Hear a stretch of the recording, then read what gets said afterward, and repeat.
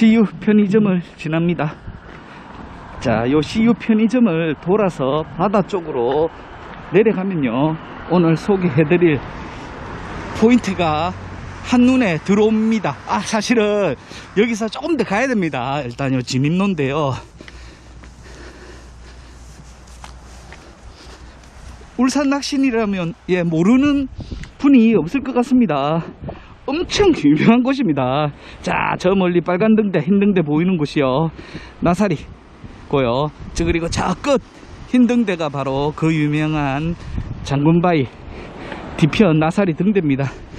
오늘 소개해드릴 곳은 울산광역시 울주군 서생면, 서생면 신암리에 자리한 신암 축양장 밑이라는 포인트입니다. 신암 축양장 밑.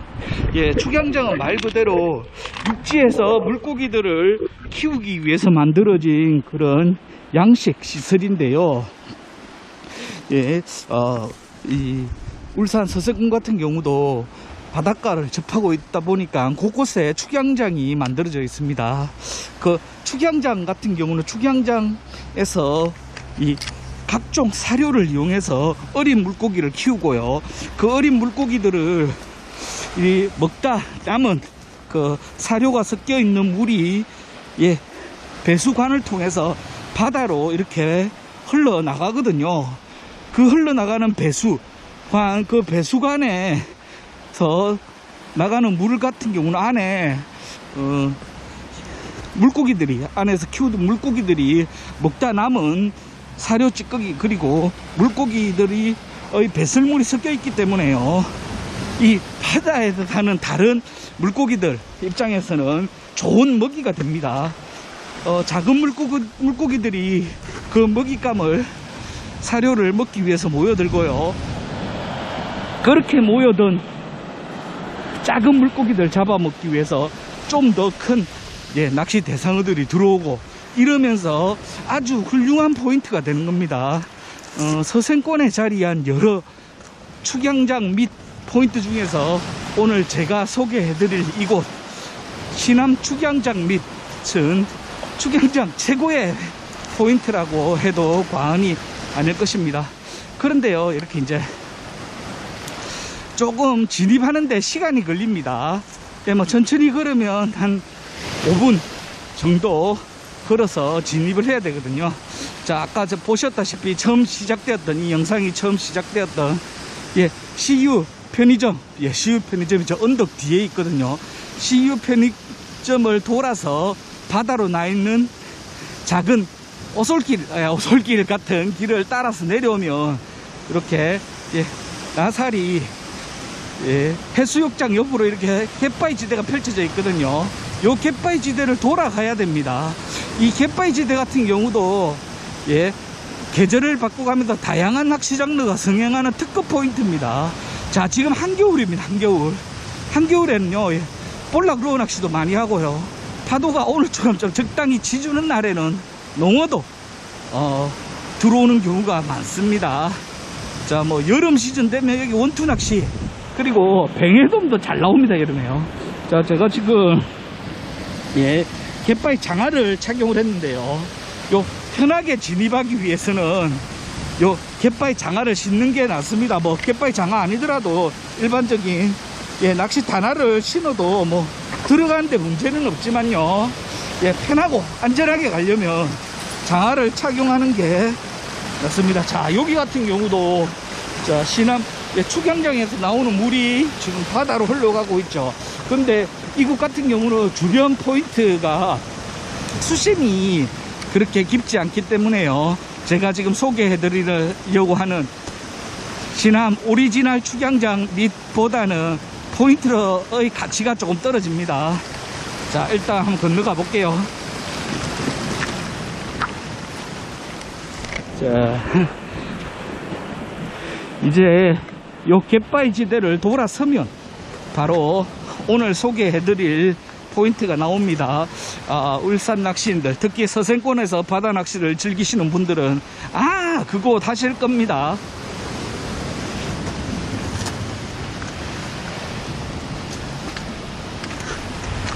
자, 요 갯바위를 돌아서면 완전히 다른 모습의 이제 포인트가 예 모습을 드러냅니다. 오, 자, 저 멀리 보이는 예 축양장 담벼락에서 칼칼칼 쏟아져 나오는 저 배수가 보일 겁니다. 자, 진입로는 그렇게 뭐 험하지는 않습니다. 해안을 따라 이렇게 나 있는 예 돌길을 그냥 쭉 걸어가면 되고요. 야, 얼음이 얼었습니다. 이제 뭐 거의 다 왔습니다.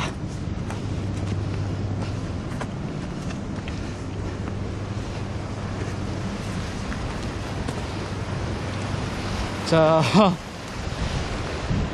보이죠? 야, 근데 이상합니다. 여기가 진짜 단골꾼이 많은 자리거든요. 그런데 오늘 날씨도 그렇게 나쁘지 않은데 출조객이 한 명도 없네요. 자, 저쪽 예 파란색 슬레이트가 군데군데 앉아있는 저곳이 바로 축양장이고요. 축양장 그 밑으로 바다를 향해서 배수관이 길게 뻗어져 나가고 있고요.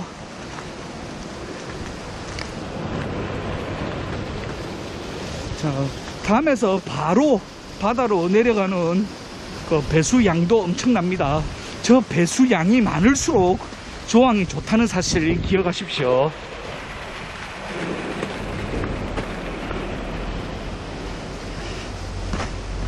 자, 낚시 자리 이제 곧 예, 모습을 드러냅니다.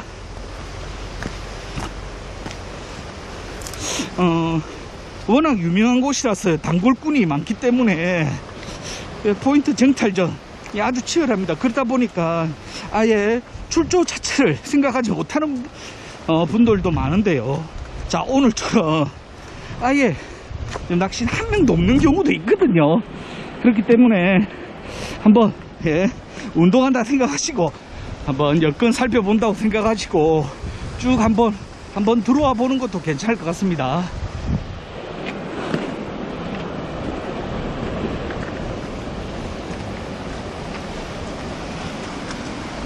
자, 여기 보이시죠? 자, 배수가 지금 아주 많은 양의 배수가 지금 이게 사시사철 예, 1년 계속 그리고 24시간 이렇게 많은 양의 축양장 배수가 바다로 흘러들거든요. 이 축양장 물 바로 이게 밑밥이라고 생각을 하면 됩니다. 밑밥요. 이렇게 사료가 섞여 있는 그리고 양식 중인 물고기들의 배설물이 섞여 있는 이 사료가 엄청나게 바다로 흘러 들어가기 때문에요. 이게 지금 뭐 20년 정도 넘었거든요.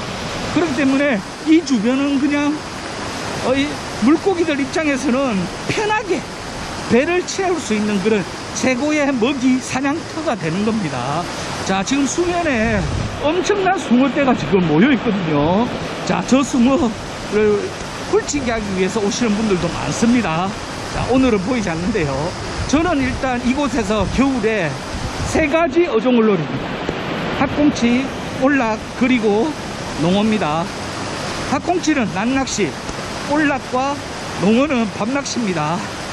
자, 바다가 잔잔한 날 밤낚시 대상어는 올락, 파도가 적당히 치는 날 밤낚시 대상어는 농어라고 생각을 하시면 됩니다. 자, 학꽁치 낚시 같은 경우는요, 예, 말 그대로 이 동해안 학꽁치 낚시 기본 채비라고 할 수 있는 예, 2단 채비, 예, 원투성과 정투성 그리고 예민성까지 두루 갖춘 2단 채비를 사용해서 조금 먼 거리, 예, 먼 거리 상청을 공략하면 됩니다. 자, 볼락 같은 경우는요, 루어 낚시와 생미끼 낚시 다 가능합니다. 자, 생미끼 낚시부터 설명해 드릴게요. 이 수심이 그렇게 깊지는 않습니다. 멀리 떨어져도 캐스팅을 진짜 최대한 캐스팅을 하더라도요, 그 수심이 4m가 채 되지 않거든요. 일반적인 2에서 30m 정도 떨어진 거리 같은 경우는 예, 수심이 뭐 한 2m 내외 예, 깊어도 3m 정도 된다고 생각하시면 됩니다. 자, 찌미 수심을 1에서 1.5m에 맞춘 영호에서 오비 전지찌를 최대한 멀리 던져서요, 가까이 끌어들어오면서 밑제비를 놀려줍니다. 그러면서 투둑하는 어신이 느껴지면 챔질, 예, 그런 패턴으로 생미끼 볼락낚시 한번 할 수도 있고요. 또 하나는, 자, 이 배수로에서 나오는 이 강한 물에 채비를 태워서 멀리 흘립니다. 자, 저기 반대쪽 나사리 방파제가 보이죠? 나사리 방파제와 장구바위 방향으로 이 빠르게 힘있게 뻗어나오는 이 배수에 채비를 태워서 흘리면서 느른 구간을 탐색하는 방법, 이 두 가지 방법이 볼락 밤낚시 기본 공략법이라고 생각하면 될 거고요. 자, 파도가 적당히 치는 날 밤에는 농어루어 낚시와 농어 생미끼 낚시도 성행을 하는데요. 자, 제가 요 갯바위 장화 신고 온 이유, 여기 한 번 더 보면 알 수 있습니다. 여기가 지금은 요 상단에서 나오는 배수가 많지 않다 보니까요, 요 그냥 막 편하게 건널 수가 있는데, 자, 여기도 물이 많이 나올 때가 있습니다.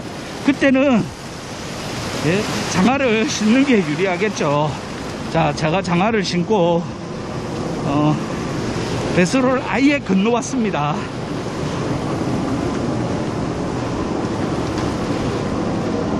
자, 농어루어 낚시 같은 경우는 이 배수가 직접적인 영향을 미치는 것보다는요, 완만하게 홈통을 이루고 있는데, 홈통 초입, 그리고 반대쪽 초입 부분 갯바위 지대를 탐색을 하면요, 농어 만날 수 있습니다. 물론 이 주변이 수심이 그렇게 깊지 않습니다.